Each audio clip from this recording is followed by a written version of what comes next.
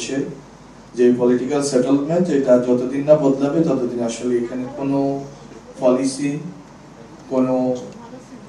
Policy suggestion বলি, কোনো পলিটিক্সও আসলে কার্যকর হবে না। অভ্যুত্থানের চেয়ে বলে পলিটিক্স করা সম্ভব না এত মানুষের রক্ত দিয়ে।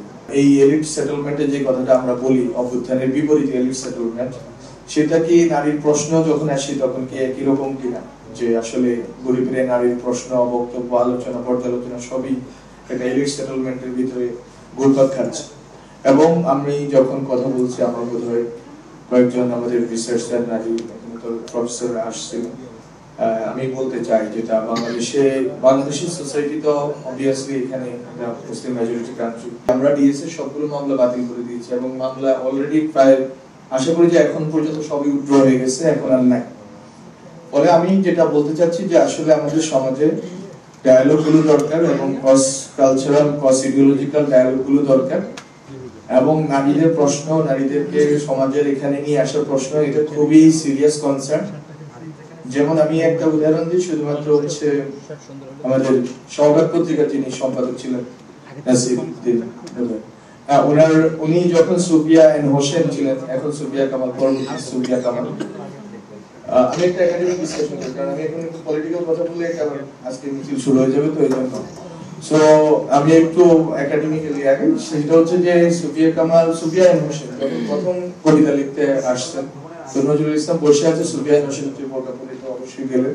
সোসাইটিতে এই নেগোসিয়েশন গুলো সম্ভব, এবং আমরা যেভাবে বুঝি কনজারভেটিভ সোসাইটি, আমি নিজেকে যেটা মনে করি যে একটা প্রতিক্রিয়াশীলতার জায়গায় চলে গেছে, সেখান থেকে বেরোনোটাও সম্ভব হচ্ছে ডায়ালগের মাধ্যমে এবং একটা নেগোসিয়েশনের মাধ্যমে।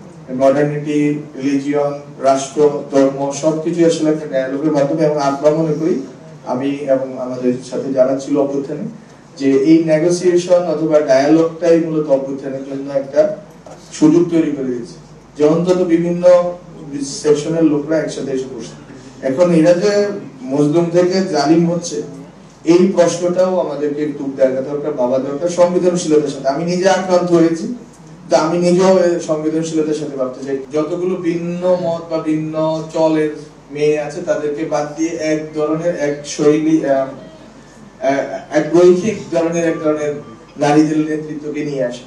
তো ফলে আমরা এই সোসাইটিতে এই জিনিসগুলো দেখতেছি, এবং এই জিনিসগুলোকে বাদ দেওয়ার জন্য হয়তো রাষ্ট্র কতটুকু শক্তিশালী ছিল, সেই প্রশ্নেই আমি একটু বলে শেষ করি যে রাজনীতি সেই শুধু নারীর প্রশ্ন না, সুফিজমের প্রশ্ন, আমি বারবার বলছি মাজারের বিষয়ে, তারপরে আরো অনেকগুলো প্রশ্নে, সব ক্ষেত্রে আসলে আমি মনে করি যে রাজনৈতিক দৃষ্টিভঙ্গি এই সরকারের দিক থেকে যথেষ্ট ছিল কিনা।